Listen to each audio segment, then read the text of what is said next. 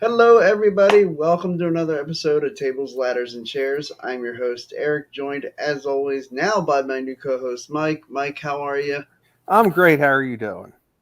Doing great. Good to see you.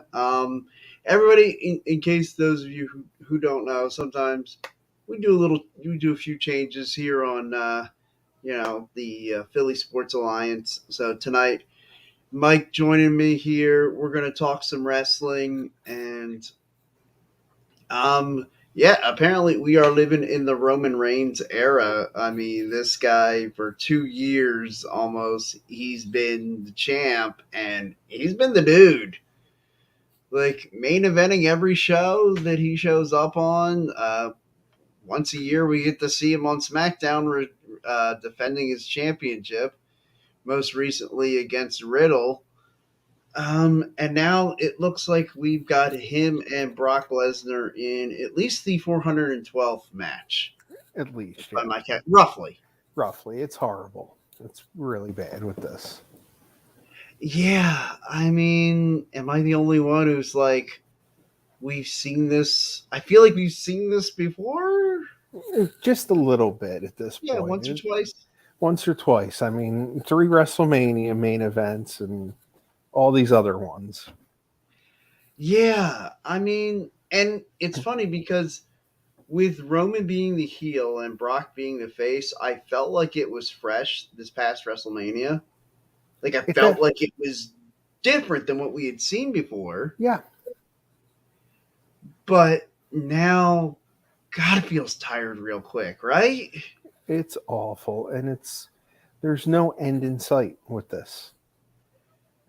Like, I mean, if Roman wins, which I feel like Roman's going to win, Yes. I mean, is it him and Drew at Carnage at the Castle? Like, I is that what we're looking at? believe that's what we're looking at. Not unless they let Rollins win on Saturday with the Money in the Bank, have him cash in on Roman, but then that's a waste of this title run. Sure. And why would you waste an almost 2 year title run just to what have Seth and Drew at Carnage at the Castle, Seth and Cody 500 at WrestleMania WrestleMania. next year. Yeah. A part of me is just like, let's just keep Roman the champion until next WrestleMania at this point. Right. I mean, because now for me it seems predetermined. Drew's going to beat Roman at Carnage at the Castle. Whoever wins Money in the Bank is going to eventually cash in on Drew. And that is who is facing Cody at WrestleMania. Yeah, that's what I'm starting to feel. And unfortunately, they're saying the favorite to win the men's Money in the Bank, Seth. So it'll be Seth and Cody number 512, as you said. Yeah, Yeah, 512, yeah. roughly. Roughly, yeah. Yeah, give or take 100 or two. Yeah, like, I was hoping, in fact, before Edge got forced to turn face by Finn Balor and Damian Priest and had to been the weirdest angle I've ever seen. Yeah. Um, a move that kind of really made me uncomfortable, like watching them turn on Edge. Like, you're not supposed to feel that for a heel, right? Like, Yeah. It was weird. You could tell it was a snap booking decision yet again. yeah. That which, oh, we need Edge to be a face now because Cody's injured. Right. It kind of seemed like that kind of move. Like, okay, like it made me think that if Cody were not injured, Cody's next move would have been facing Edge and then facing, the rest, or maybe the rest of the members of the Judgment Day Right. in kind of a gauntlet style. Um, and it's a shame that then they're like, okay, well, let's just turn Edge babyface. Like, because that just it doesn't seem right. Like, It didn't at the time. no. I mean, no, I think it could work. At least it could work for Finn Balor in his favor. Right. because making him a monster heel and like a monster heel, the head of a faction, like that's a pretty good bump for him. Right. And it's worked in New Japan. So let's Hmm. see if it can work in WWE. And that could be kind of the idea. Like this same move has worked for Finn Balor in the past in other promotions. Maybe it can work for the WWE audience. Right. And although I'll say the WWE audience is more fickle than the New Japan Pro Wrestling audience, and Definitely. it's it's curious anyway, and I think it could work at least in the short term, getting Finn Balor to where he's a main event heel, putting Edge back in the main event babyface role. But it kind of makes me wonder, okay, like, because to me, I thought, just off the top of my head, I started thinking, I'm like, who would make sense to win Money in the Bank? And I thought, and this is obviously before the turn of Finn Balor. I thought, gosh, Edge winning Money in the Bank again could be interesting. A third Right. time being Mr. Money in the Bank, cashing in and being champion, and then Edge versus Cody at WrestleMania. That I could get into that. Yeah. Something different, Right. which is what WWE lacks right now. And it's funny with the barrage of talent that they have, the fact that they can't come up with anything different seems preposterous to me, right? Like, Same. Yeah. Same here. Like they have such a talent pool with AJ Styles, Shinsuke Nakamura, mhm. Finn Balor. They're just sitting on them, and they're not utilizing them. Yeah, I agree with you completely. And this is one of those cases where like you just put AJ Styles on Monday Night Raw in a feud with the Miz, which by the way I actually really like what they're doing with AJ and the Miz, and I think that could work for AJ and it could work for the Miz too. Frankly, like Definitely. it could move him up the ladder and Right. make him as a believable heel in like that championship reign. Because having him lose the way you did last year when he lost or gosh, 2 years ago now, when he lost the Oh, WWE Championship yeah, that was bad. to Bobby Lashley, I mean, that was pretty rough. Like, you had the Money in the Bank cash in, and I immediately thought, oh, okay, we're going to have Miz Drew McIntyre at WrestleMania. That'll be fun. Like, I could get into that. Miz will cut some great promos in the lead up. It'll be fantastic. And then Lashley comes out, oh, yeah, you've got to defend the title against me on Monday Night Raw. And I'm like, okay, look, obviously there's got to be some underhanded tactics. He's going to get Right. disqualified, keep the belt. Just Or to they have him lose the title there. right, they could have made it a triple threat too. That too. Right. Yes, absolutely. That's the other thing I thought. I'm like, well, okay, maybe they could put Miz, Lashley, Drew McIntyre triple threat match at WrestleMania, and then if you want to do some kind of chicanery to keep the belt on Lashley, Lashley pins the Miz instead of Drew McIntyre, and then you have that story go on a little longer. Right. But unfortunately, to me, Drew should have won the title at that WrestleMania because he As his carried WrestleMania redo. Yes. right. He carried that god awful pandemic performance center error that was just so bad. And he carried the company there. Yeah. They didn't. I mean, they were. I think who did they throw together like Andrade and Austin Theory in a faction Right. that made no sense, and they were just trying to throw people together. Duke Hudson, before they gave him that name in NXT, I remember he was on a couple times just because they needed people to fill the show up, and Right. they should have at least given Drew his moment. That's why I'm kind of hoping Clash of the Castle, being in the United Kingdom, he gets his moment. Yeah, I feel like that would be his makeup moment Yeah. for the WrestleMania. And because I really think it's a shame. And when he lost, like I remember being completely perplexed at WrestleMania. God, what was that, 37? Yep.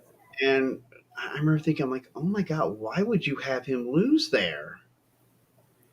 And to the point where like I was kind of dejected the rest of the show. Like, all right, like what do you do now with the guy? Like, Yeah, I think that was the first match of the first night too. yes, So it yeah, kind of like set that tone. And granted, we had a great main event with Sasha Bianca won, sure. but it was like, and I think that Bad Bunny wrestled that night. That Yeah, match, Bad yeah, Bunny had a great yeah, showing. that I was mean, a good yeah, showing. But like, it felt like they took the air out of the first time they had fans in over a year, and it's just like they took the air out with that match. yeah. And I thought, I'm like, oh my god, this is perfect. Like, and the way Drew sold it, he wanted to be the first one out in front of the crowd, and Yeah, and I'm like, oh, dude, that's awesome. Like, that's such a great attitude to have to that spot. yeah, And I thought, oh, this is set up perfect. Drew's gonna have his moment. It's gonna be perfect. And I thought, like, what a better way in front of the same crowd he was supposed to be in front of a year ago. Okay, it's not going to be filled to capacity, but like right. at least there are butts in seats. And like I still like I remember all the jokes the year before about, oh, there's nobody in attendance, but somehow they'll set an attendance for WrestleMania. Exactly. And yeah, this will be limited fan participation, but we'll still set an outdoor attendance record at Raymond James Stadium.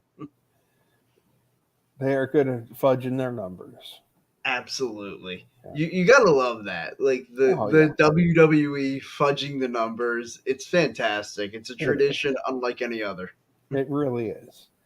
And then I'm afraid for the Miz now. Now that they Hmm. signed Logan Paul today to a Yeah, I contract. heard that. Yeah. Yeah, they announced it on Facebook and the app. I'm just like, do we really need another part timer at this point? I mean, it makes some sense. They'll bring these guys out like a Logan Paul, a Bad Bunny Right. for the Summer Slams and the WrestleManias, but like to me, it just like it comes across as a slap in the face for any full timer who busts his ass, works 300 days a year, isn't at home for Christmas, Halloween's, birthdays, with the kids, the wife, the family members, like missing funerals.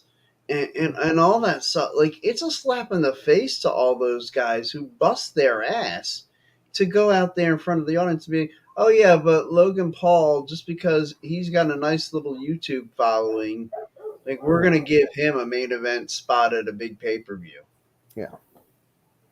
But then again, they do it with their own people now with Brock and Yeah, Cena and Roman. As far as I'm concerned, he's a part timer at this point. yeah, he kind of is.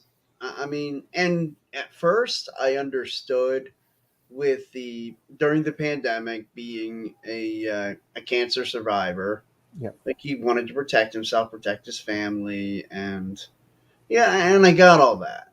Now it's like, okay, you're a part timer now.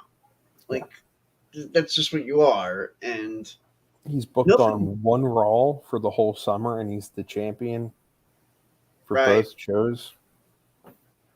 Yeah, the man shows up on one Monday Night Raw, and he's supposed like, and I was fine with unifying the titles because I still think WWE's big problem is they don't have many stars. Right. Like they have Roman Reigns, Brock Lesnar. They can bring out John Cena every now and then, and like who else you got that is like a big time mega superstar? Right, and that's the thing. They don't let Drew McIntyre in that role. They don't let Seth Rollins in that role. They're not allowing the other guys to step into that role, and it's creating a huge lack of fan interest. Sure, and it's creating a spot where like Seth Rollins were to get into a 3-week feud with say Finn Balor or something like. Would anybody Yeah. care? No, not many at this point. Right. Like, and I mean, to where a year ago, year and a half ago, if you said to me, Seth Rollins, Finn Balor are going to headline a show at Madison Square Garden, I'd be like, oh man, is that going to be televised? Like, I want to see that match. Exactly. Now, I'd be like, all right. Yeah, it's like, yeah. Now it, Like, you know what'll end up happening? I'll sit there, but, oh yeah, I want to tune in and watch this match. 2 minutes in, I'll sit there. What's going on my phone? yeah, yeah, and it seems it's like all the wrestling promotions are like that now. hmm Because I was watching Blood and Guts last night with AEW, and half the time I was sorting through sports cards, not really paying attention to the match. And that's such a shame. Because, like, I mean, I know you remember when, like, wrestling was appointment viewing. Like, Oh yeah, you know, like watching Monday Night Raw to see what vehicle Stone Cold Steve Austin was going to come out in next. Was it going to be a Zamboni, the beer a truck. the beer truck, Yeah, the concrete truck that yeah, he poured in Vince's sports car? You know, like that stuff was cool. Like, yeah. And what do they do now? they are flattening all their products. I think it's corporate sponsorship. I think Sure. also they don't want to offend anyone anymore. That's what And that's Dutch Mantel was saying that on a podcast recently. How these major companies are too afraid to offend people yeah. because they don't want the backlash, the social media backlash, and it's kind of making it very stale.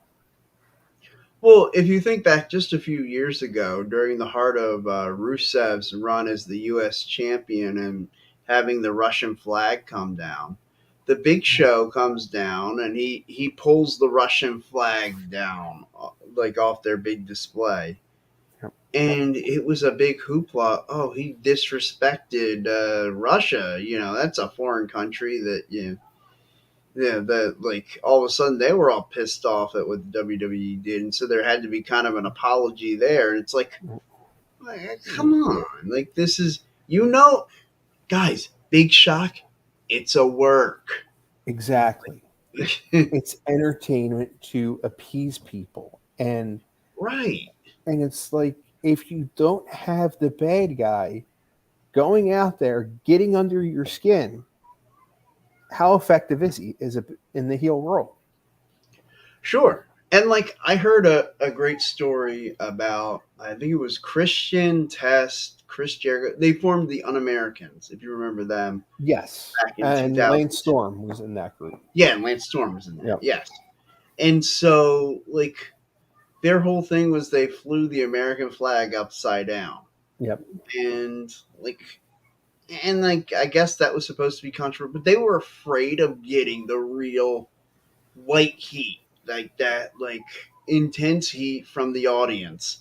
yep. I heard Vince McMahon or somebody else in creative told them, dude, go out there and set the American flag on fire. Oh, Incite the crowd. right, And they refused to do it. They were like, no, man, yeah, we don't want that kind of heat. right, You don't want real heel heat then. right, Like if you told Roman Reigns, like, okay, you're gonna feud against Mr. All American, like, and you know, hey Roman, go set the American flag on fire. I bet you Roman would do it. And wouldn't care one bit about it. I don't know. Part of me wonders because he does have that real nice quality about him. I don't know Mm. if he'd want to go that far with it, but I could see him doing maybe ripping it. I don't know about burning it, but yeah, like See, he doesn't mind getting the heat, which is what we need. right. Yeah, which is kind of my point. Yeah, that he doesn't mind getting the heat. Yeah, And like he's willing to poke, like it's one thing to rib a city about their local sports teams right. or like coming into Philly and saying things about Donovan McNabb, like back in the day, like when Right. John Cena said that in Philly Yeah. about Donovan McNabb couldn't win the big one, and I remember thinking to myself, and I was a John Cena fan. I remember thinking, dude, like it's one thing. I may not be a big Donovan supporter, but that's our guy. Like you can't come Exactly. after our guy. We can say it because we've earned the right. Right. Exactly. And that's what I loved. The one time, I guess it was in February when WWE was here Hmm. before WrestleMania, when the Miz made the comment about no wonder why Ben Simmons wanted to get out of this town. See, that was And great. that was great. It insinuated, and of course, Philly, it doesn't take much to get the fans riled up. No, and now, Yeah. mind you, you and I, we understand it's a work, and so Right. like we hear that, I get a little chuckle. I'm just like, yeah, okay, whatever, man. I know you're gonna take the Ben Simmons side, Right. and like I'm supposed to be angry, so I'll give you the token boo. But like, no, it really doesn't bother me because I know what you're doing. Right. And it was amazing. Just that Right. huge boo, it got people excited. And I feel like there's not that excitement anymore. Like I still remember Royal Rumble 2005, was it? Yeah, or yeah, it would have to been 2005 or four, maybe. Yeah, 2004, when Carolina had just beaten the Eagles in the NFC Championship game, and they had the Royal Rumble in Philly the next week. And Batista was coming out before the tag team title match, and it's just like, oh yeah, the Dudley boys are like the Eagles, and they're gonna, and like, I remember thinking, I'm like, okay, that's a Mhm. good play on something Right. recent. Or like when the Packers had beaten the 49ers in the NFC title game, and then the next week at the Royal Rumble in San Jose, California, the New Age Outlaws came out there wearing their Brett Favre jerseys. Yes. That Like I was thought like, amazing. that's good play on like recent sports event. And how cool is it? You can always tell who's gonna win or lose a sporting event based on where like a WWE event is gonna be. They Yeah. just always seem to have it right. They really do. And I was at that Rumble in 2004 when it was in Okay, yeah. Philly. Yeah. I call it the Forgotten Rumble because Yeah, who won it? Yeah. of who won it and the fact that it's not listed on the website and all. But I We don't like to remember talk about feeling that emotion when Batista cut that promo and everyone just getting so upset. him. And I remember that feeling was still so raw with me. And even though I know I was getting worked, I was Right. just like, you little bastard. Oh yeah, Because it's like, we lived and breathed it. And yeah, here's this outsider coming in and poking fun at us for it. exactly. And I feel like that's something that they're missing because nowadays everybody wants to be the cool heel. Yeah, And if you're the cool heel, are you really a heel? yeah. That's the problem. Like Because I would argue that Stone Cold was the original cool heel. exactly. Everyone, the anti-hero, the guy Yeah. everyone turned around to cheer because of how great he was in his role.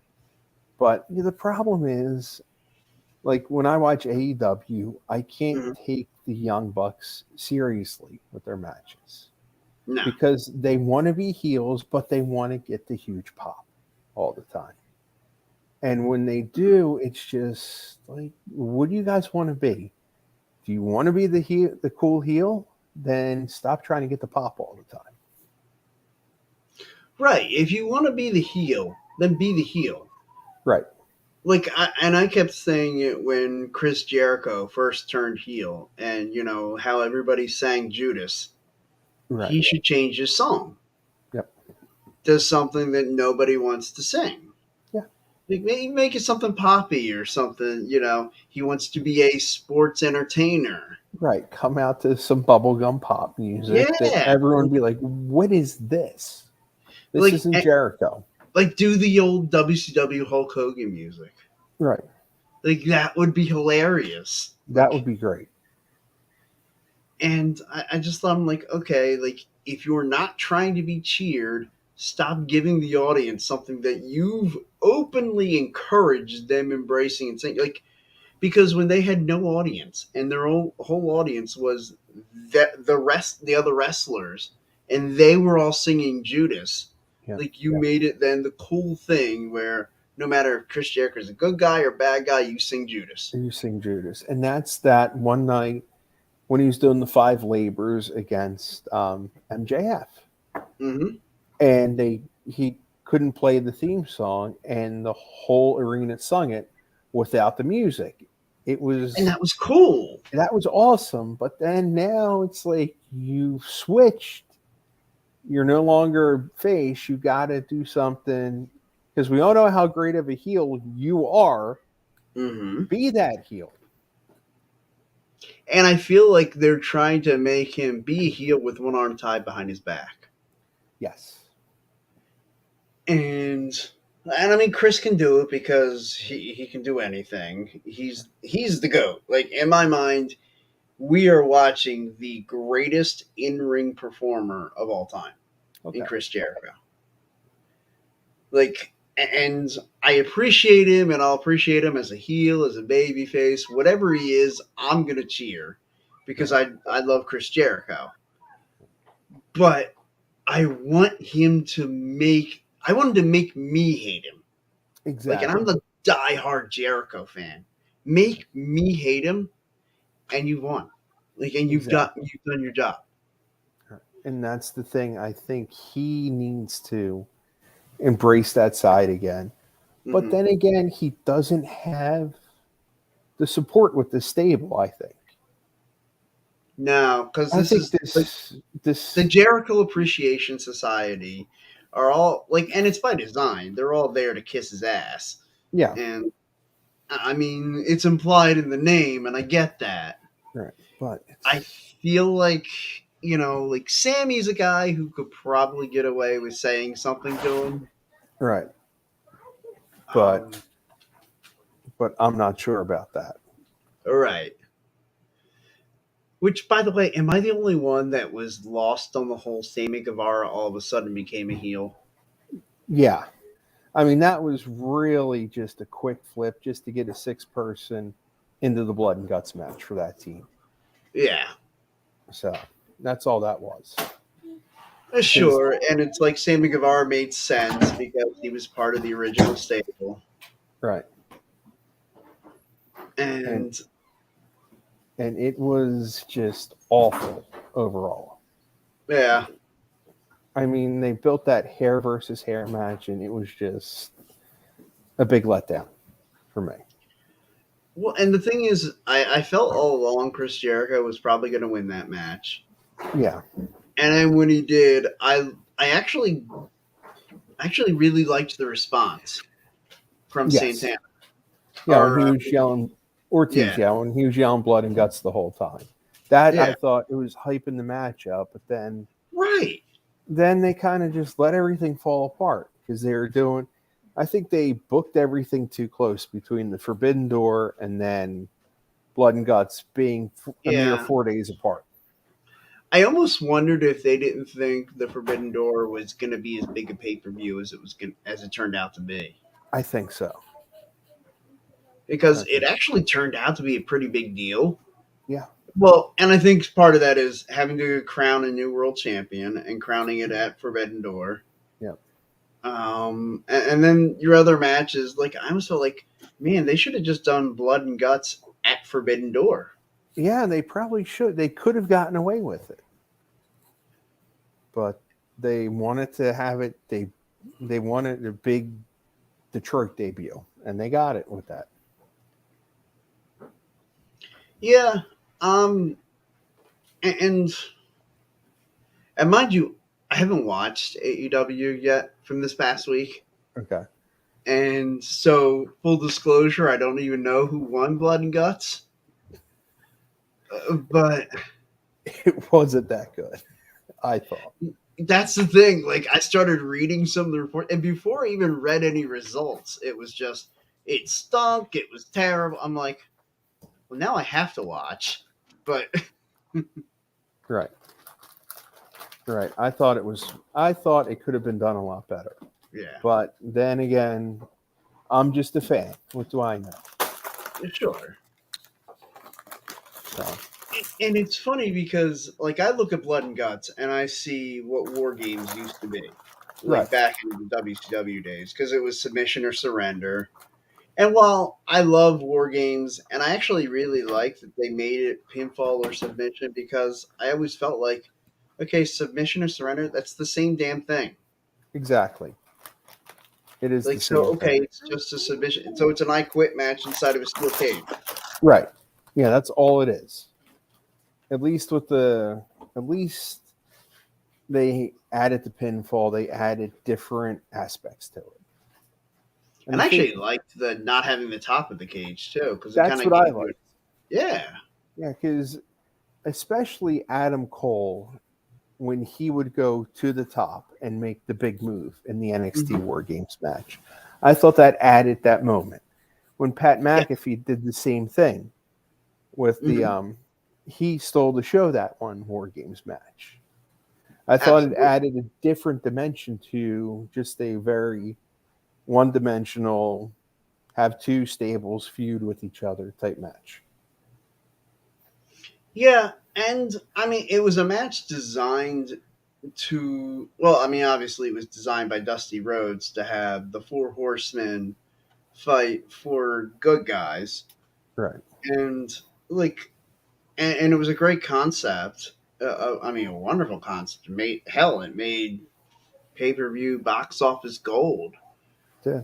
And I mean, like, the simplicity, I think, is what makes it even better than, like, I thought it was really not wise to have it so close to Survivor Series in WWE, Yeah. because it's like, oh, hey, here's this really cool, really awesome gang warfare matchup, and then we're gonna have the watered down version of the same thing the next night. The next night, yeah. Like, I thought, okay, how am I supposed to be excited about Survivor Series when I have freaking War Games the night The before? night before. And the black and gold NXT shows, the takeovers were so much better at that moment than the main Yes. roster shows. And I always feel like they killed the black and gold because they knew the black and gold was outdoing the main roster so many Right. times. Yeah.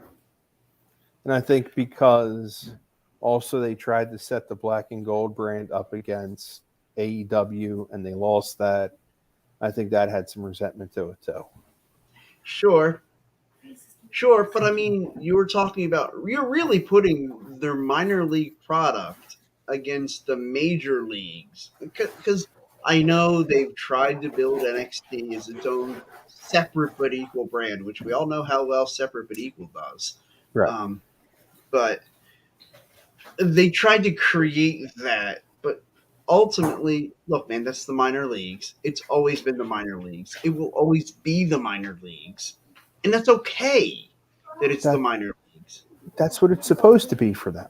Right. That's what it was. That's what you put this thing on this earth to do, was Right. create future WWE stars, not create NXT stars. We're Right. not trying to create NXT stars. We're trying to create WWE stars through NXT. Right. And I thought that they would do that, but then they just got so bad with the main roster call ups. I It mean, almost became laughable. Like, how they ruined the Ascension was beyond me. I just, it's a badass tag team with a badass look. What can we do to ruin this? Seemed to be their approach. Right. And somehow Vince McMahon ruined them. Yeah. And he also ruined Cody in that time too with the Stardust and the Cosmic Yes. Wasteland. So it was Oh yeah. horrible. Oh, he clearly, yeah, he whiffed on Stardust so bad. Yeah. Like, and I remember thinking, when Dusty passed away, and it was clear that, Goldust and Cody took time off. Right. I thought, well, when Cody comes back, he should just be Cody. Like, Right. that's what he should be. He should come out, like, to like different set of music, what he ended up coming out to. Right. And I thought he should just kind of embrace the Cody side of himself and like have some kind of heartwarming moment, cut a big promo, talk about his dad, like, and I thought like that could be really good for him. And I know I mentioned this for anybody who watched some of my previous shows with my other co-host. I talk about like Cody's promo when he came back to WWE really tugged at my heartstrings in particular. Like I lost my father 2 years ago.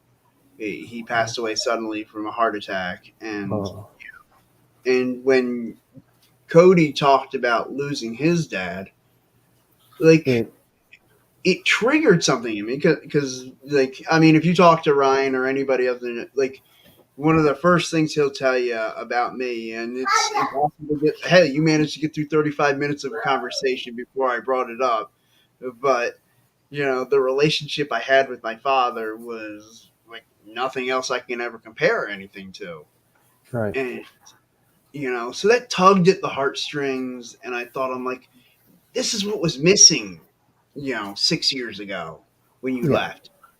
Like having that moment of being able to stand out there and be vulnerable and talk about, and like you can tell like when the voice cracks and like that's real emotion coming from Cody.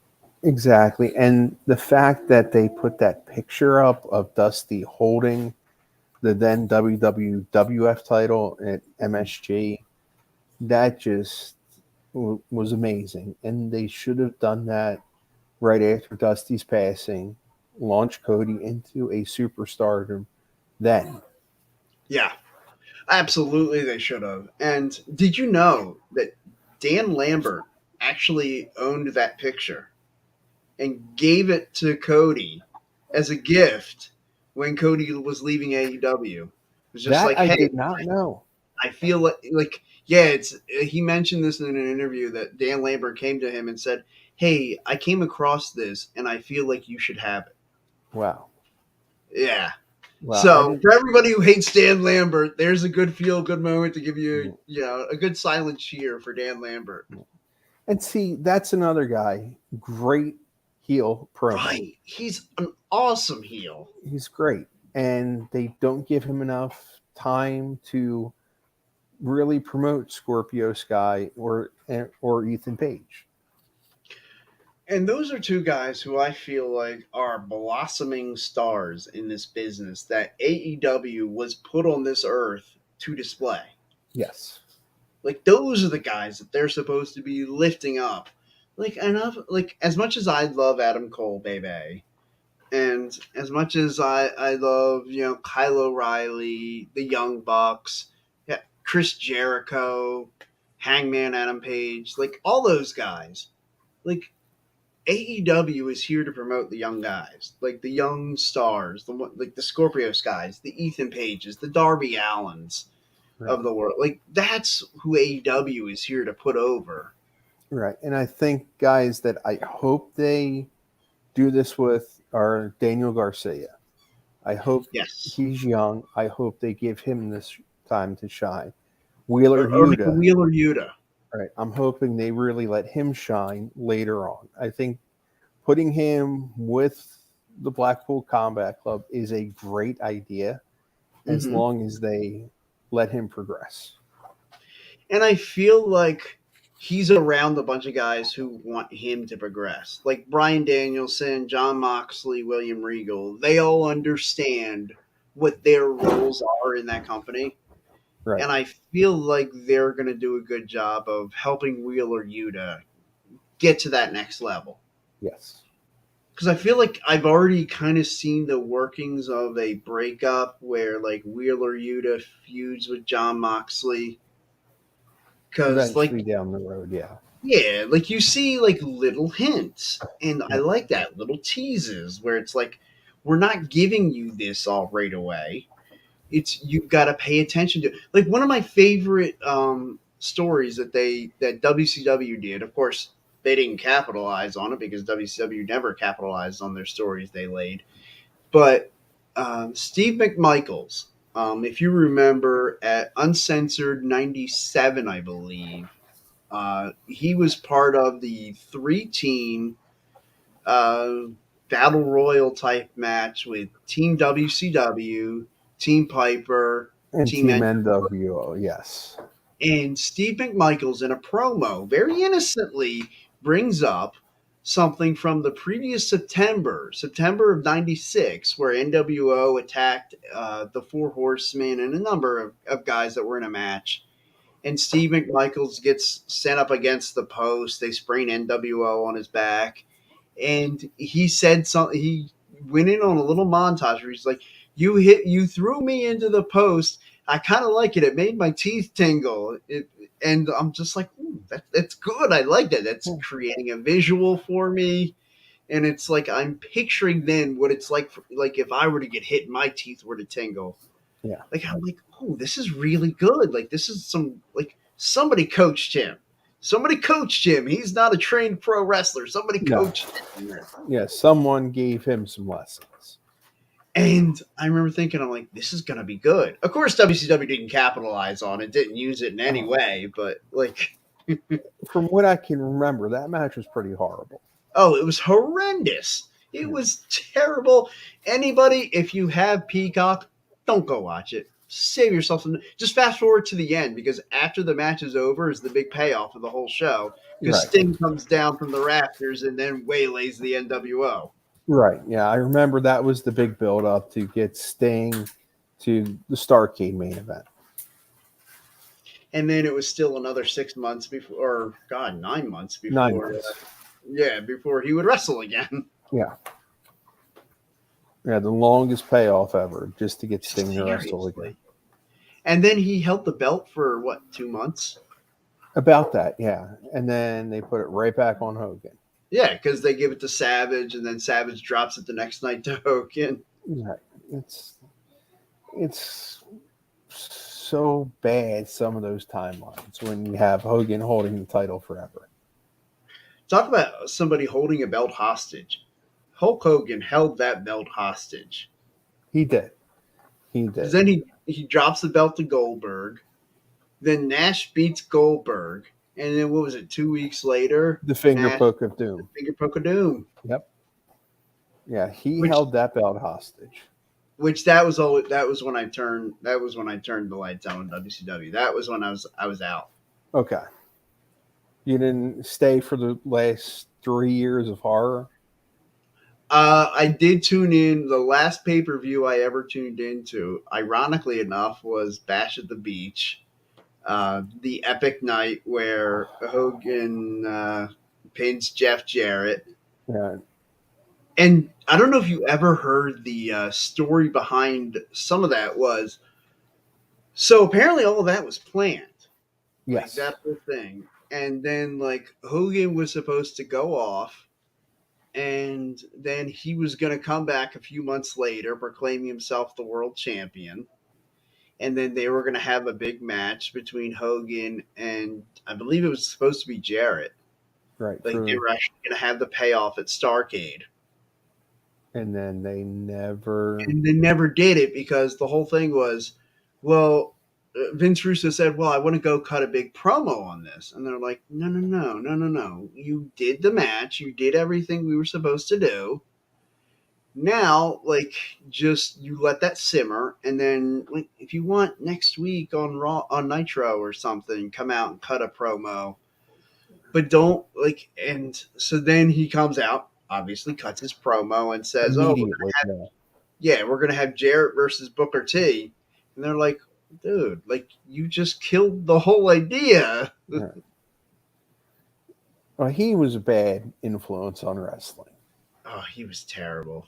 Yeah. Did you ever hear Jim Cornette in some of his takes on Jim Cornette takes are hilarious, but they are phenomenal. I love his YouTube channel. I love everything that man talks about on his channel. But with Cornette and Russo, I would love just to get them face to face just one time. I would love to be the guy that just put the two of them in a room together and just say, could you guys just talk wrestling Right. and just see how long before it divulges into fisticuffs. I would give it maybe 3 minutes. It would be the best 3 minutes of television ever. It would be. Just two dudes in a room. Yeah. Can we just like coin that idea? I Just think take we two should. guys who hate each other, put them in a room, and just say two dudes in a room. Yeah. And see what happens. Right. I think that's what WWE should start doing. Just get two Yeah. chairs in the ring, let two guys talk, and see when the match starts. Yeah, and I mean, like back when like Matt Hardy really wanted to fight Edge, like That I would have thought been that great. would have been perfect. Two dudes in a room. Yeah. Talk about a guy who, I mean, I have to say again, like in my early 20s, like I was just like, dude, what are you doing? Like, I know you really can't stand him. Like, why are you working with him? Right. But talk about spinning something into gold. Like, They really like did. Matt Hardy got a crappy situation in that whole thing and just spun it into gold. He did. That was a hot feud. I mean, the three Mm-hmm. of them involved pulled the angle off marvelously. And you think about it because if something like that's going to work, there has to be an element of realism in it. Yep. And the fact that like that was real, like those two, like Edge and Lita, really had an affair, and Yeah. it really broke up the Matt Hardy and Lita like potential marriage. Yeah. And It like, had emotion. yeah, and who couldn't feel that? Like, like you don't really know me well, but I'm 5'2", overweight, and like, I mean, especially at that time in my life, man, I really felt like I Yeah. was in that Matt Hardy role. Like I would be the Yeah. dude, like with a good girl who all of a sudden he lost her and he's got to fight. Like, Fight for a right. Yeah. yeah, like, and it was so well done. And that's just knowing your audience and knowing what you're appealing to, Yep. and then just a stroke of luck. Like, Yeah. really, the two of them had a friendship before, and you could tell like that there was probably like a makeup at some point, like in real life. The Yeah. two of them probably got together and like hashed this out in a room and were just like, dude, like, I'm sorry. Like, Yeah. there had to be that come to Jesus moment that Edge had with Matt Hardy, especially because the fact that they worked together so many times since then. Yeah. And it seems like there's no strife between them now.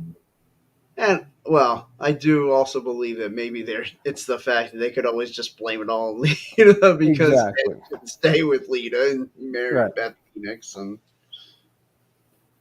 which I got to be honest, up until I guess when Beth Phoenix went into the Hall of Fame, I never even knew that they were really a thing. Yeah. I remember reading it a while back that Right, there's something going on there, but I didn't realize that they had two girls when she was in the Hall of Fame. right. Yeah. Hey, good job, WWE. Well Yeah. played, keeping that Yeah. out of the headlines.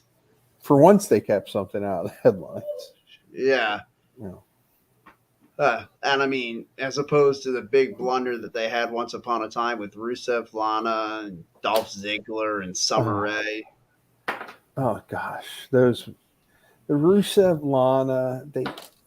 If they were going to keep them, they should have kept them in the angle together, not Yes. separate them, not have Summer Rae and Ziggler, and then Lashley with that other angle. Ugh.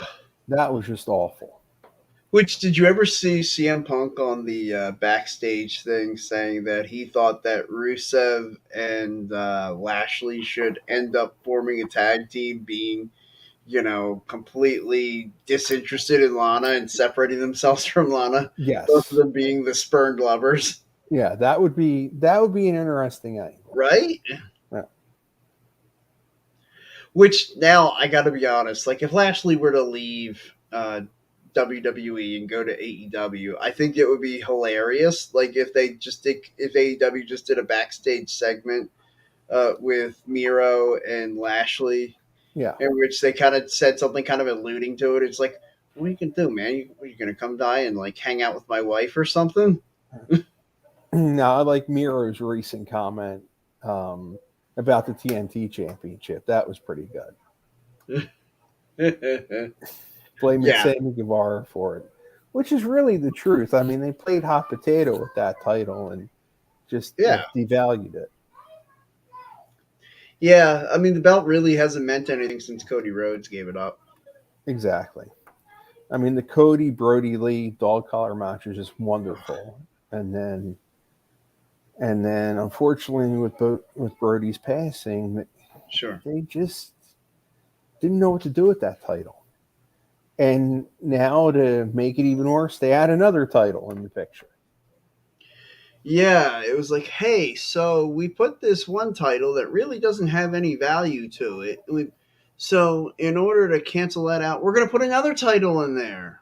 Yeah, yeah, And and despite the fact that now, like, Tony Khan owns Ring of Honor, and so like he kind of tosses their legacy around wherever possible. And it's awful. It is awful that where's Jonathan Grisham in the whole entire time? right, He's their world champion for Ring of Honor, and we have yet to see him in a match on AEW TV. right, and now he's been on Impact Wrestling, Yeah, but like, when was the last time he was on Impact? Even since Tony Khan bought Ring of Honor. yeah, Yeah, because once he bought Ring of Honor, I noticed Honor No More stayed because I think those guys signed contracts with Impact. right. But Grisham never appeared back. And it's just, you have this title, but now they're making it worthless. And the lineage of that company is so wonderful Right. for him to do nothing with it. And it's a shame. Like, to me, this is worse than what WWE did with WCW. Yeah. Because you knew when WWE bought WCW, like, that was it. Like, Yeah. okay, that's the end of the Monday Night Wars, the end of WCW. And, like, whenever they would say, oh, well, they were planning on having another pay per view or something. No, they weren't. They never got serious about that. Like, I don't care what anybody says. They never got that serious about it because WCW, the name, was owned by Vince McMahon. It's his Right. primary competitor. Why the hell is he going to let you run something that like is counterproductive to the WWE brand? Exactly. Like, And when he bought it, I mean, that just, he didn't bring any of the big enough stars with it because they all well, had no. those easy money contracts. Right. Well, the guys who stayed home were the guys who like had the, like you said, the easy money. Like, they could sit at home and collect their paychecks, or they could go sign a working deal with WWE, give up Right. those easy paychecks, and then have to Right. work. Right. Let me Which I tell you, think as Paige somebody did. who, yeah, as somebody who works hard for their money, Yeah. you give me the option. Hey, you can bust your ass for this money. You can sit at home and collect even more money. Uh, yeah, I'll sit at home and collect the money. Like, Yeah. cool. Yeah. Just let me sit here, start my own company up in the meantime, get all Yeah. that paperwork done. So, And I mean, like, I often thought, like, because I know, like, Nash, Hogan, and Hall, they all came in once the deals expired on their easy money deals. right. And the same with Goldberg. And I thought, I'm like, well, that's when they should have done the invasion angle. Like, forget Exactly. the 3 months later. Like, okay, I get it. You wanted to strike while the iron was hot, but you can strike while the iron's hot with like this barrage of like second rate guys, Right. or you could wait a year and then have them come in and really strike with full force Right. and then build it up as, hey, guess what? It's an angle. Yep. It's a long term. We've been planning this. Forever. But Right. they let it go. And instead, I really felt like they they wanted to have the angle go for a long time, but when it was just falling on its face, Vince McMahon, I'll give him credit. Like he will pull the plug on something that feels like it's just not working, Yeah. and I feel like that's what happened in 2001 when he pulled the plug on the invasion and just said, "Okay, winner take all, Survivor Series." Yeah. And it was so obvious WWE was going to win. Oh God, yeah. And that's why you had all the guys who were going to still have jobs win something in order to keep them having a job. Like the immunity battle royal. It's like, gee, clearly this is going to be won by an alliance member. Right. And then I think they switched the titles a couple Yeah, they times for unified the U.S. and Intercontinental titles and right. then the tag titles. And they let alliance members win those matches to keep the ones they Right. wanted. And Mm-hmm. then I think Stone Cold still had the WWF title at that time. Right. Right. So He's still champion. regardless, he was still going to be there, even though somehow he was on the alliance. Which I like again, I get it because he was a former WCW competitor, so like you could kind of see where they were going with that. All right. But they never really even talked about that. Like Yeah. Oh, Kurt Angle. That was another one right. who they put on the alliance just to try to even it up. But Which was so dumb. And then you had Kurt Angle turn on the alliance right. It as was all, the member of the alliance that was jumping ship to WWF. Like and yeah. it was so dumb because it was like, okay, like really? So okay, there's gonna be an alliance member jumping ship. Kurt Angle just jumped ship to the alliance. To jump Okay. ship back to the WWF. Right. Like it Right. was yeah. And It so I made thought I'm no like, oh, sense. okay, so they're setting up Stone Cold Steve Austin versus Kurt Angle at WrestleMania? No, not No, really. no, they kind of just ended the angle and tried to hit the reset button. Yeah, and then, Ric Flair comes out as the guy who bought the shares from Oh, Shane gosh. and Stephanie. And then they did the whole draft and Ugh. they Which, did it am I the again. only person who absolutely categorically hates the draft?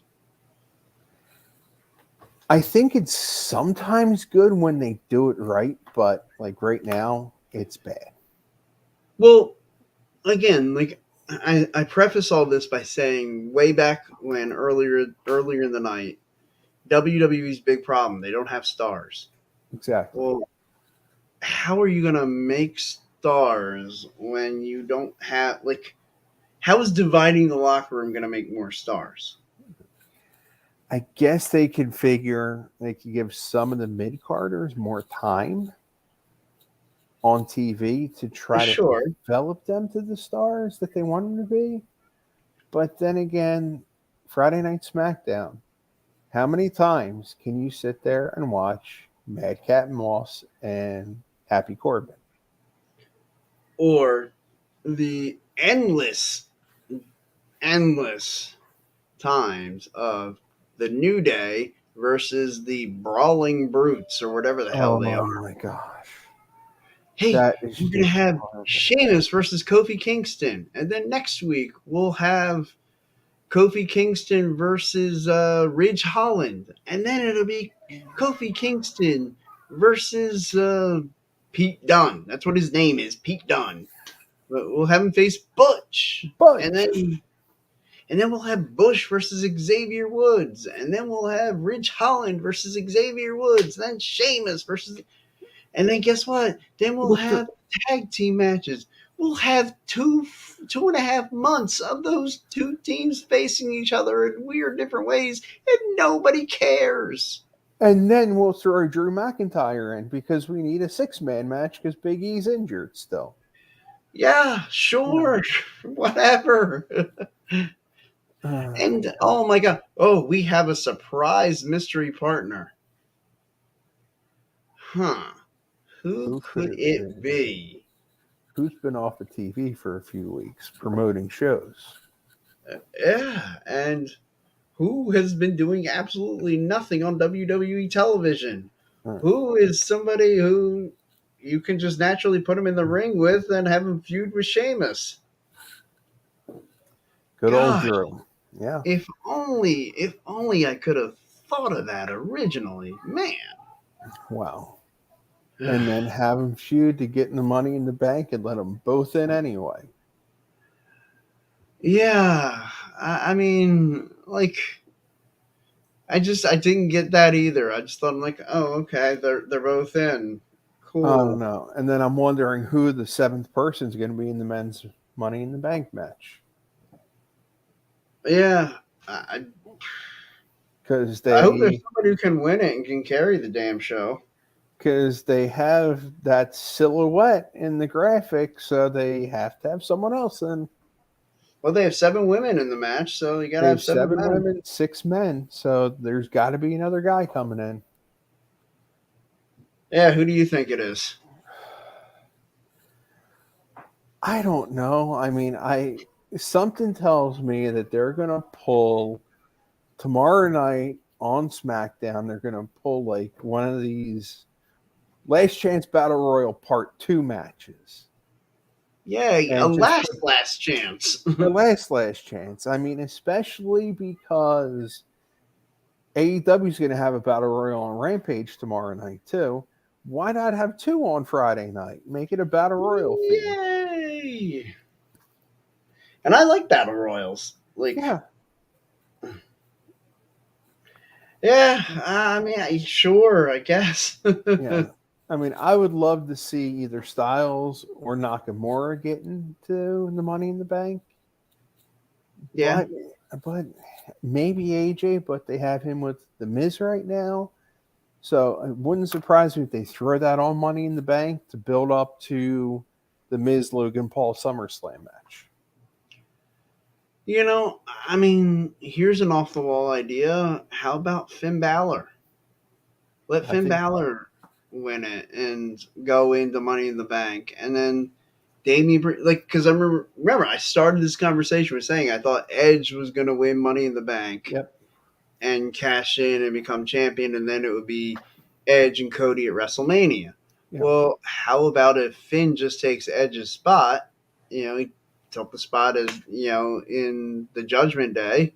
right, What if he were to then win Money in the Bank, cash in on, say, Drew McIntyre or whoever, like, say, I don't know, in October or November, like maybe December, maybe at TLC, he cashes in, right. becomes champion, and then Finn Balor defending the WWE Universal World Championship of the World right. at WrestleMania against Cody Rhodes. Yeah.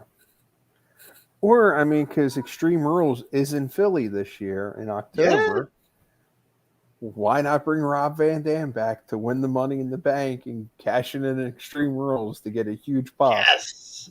Yes, that'd be awesome. But that's not going to happen. Nah, No, but it would be awesome. it would be. It would be. But I don't know. I'm at a loss to see who the seventh person is. Excuse me, because Yeah. Lashley's already booked. Theory's booked. Cena said we don't know when he's gonna be back in the ring. I mean, one thing I wouldn't mind seeing really throw everything through the loop. Bring Braun Breaker up and have him win it and catch everyone off surprise. Ooh, that'd be interesting. Braun Breaker wins Money in the Bank. I'd be Right. in for that. But then again, I don't think they lack the foresight to try to do something off the wall right now. Yeah, because then you'd have the people thinking, okay, well, Braun Breaker's clearly going to lose his NXT Championship against Cameron Grimes. Right, Yeah, or you can have him keep the NXT Championship and have Money in the Bank, right. And that's and one then thing it could be. I didn't understand was Ziggler winning the NXT title this year. Yeah, That didn't make any sense. that just seemed like a shock just for shock's sake. Yeah, which we need more of that, Sure. but like Okay. we Yeah, need to build I off. agree with that, but that was more of a, I'll say, confusion for Yeah, confusion's sake, as yeah, opposed to shock. yeah. Yeah. Well, lots going on. Lots more to talk about. I'm sure we could spend another hour sitting here talking Absolutely. about the state of WWE. Yeah. This has been a lot of fun. I've really enjoyed having you on here, Mike. Anytime. And Let's do it again next week. yeah, I feel like, Yeah, what are you doing next week? Maybe we could yeah. hang out and do this again. I'm ready for it. All right. Well, there you have it. Yeah. This will just be a regular thing now. Uh, I want to thank everybody who joined us. Nobody commented tonight, but that's okay. Feel free to comment on the after party, as I like to call it, and all the people who watch, during the week. all right. Um, like, I guess, give us your thoughts on what's going on in WWE right now, or AEW, Impact Wrestling. We didn't even get to talk about New Japan, which I always watch it on Access TV, Right. so I'm about 3 weeks behind all the time of Yeah. what's actually going on. Yeah, and they did, as far as I'm concerned, they didn't book New Japan good on the No, Forbidden Door. no, they Uh, really didn't. that's one thing I would have loved to have seen, but they didn't do it. They should have put the title on Tanahashi. That would have been cool. It would have That been would have something absolutely different, been cool. Hmm. and it would have given us another dream match with Punk Tanahashi. Absolutely. And Uh, now, I mean, Punk Moxley, like, I feel like we've gotten this before. Yeah, I think so. Yeah, like I maybe think with bad things CM. happened to Punk in that match too. Yeah. Yeah, But, yeah, I guess we'll see what they do whenever they have that match. yeah, Um, I still want to see it. And I talked about this with my previous co host on this show, where I said, I want to see, and it's just, I love Iron Man matches, maybe just because of the first one, Shawn Michaels and Bret Hart, okay. the 60-minute Iron Man match. I want to see CM Punk, Bryan Danielson Iron Man match. That would Just be 60 fantastic. minutes, just let them freaking go. All right. I feel like it would just be like the equivalent of going to heaven without having to die first. Exactly. Which, I think that would be phenomenal having those two going out. Another match we got ripped off at because of injuries with yeah, the summer of injury that I want to see is Zack Sabre Jr. and yes, and Brian Brian Danielson. Danielson. That is one I hope the next Forbidden Door that they are able to put on. Yeah, I hope so as well. Maybe we'll talk about some other dream matches next week Yeah, when we yeah. take the airs. So everybody, have a great night and a great week. And Mike, anything to add before we head out of here? No, I think first show was very. I thought very good conversation. Yes, it will. I agree.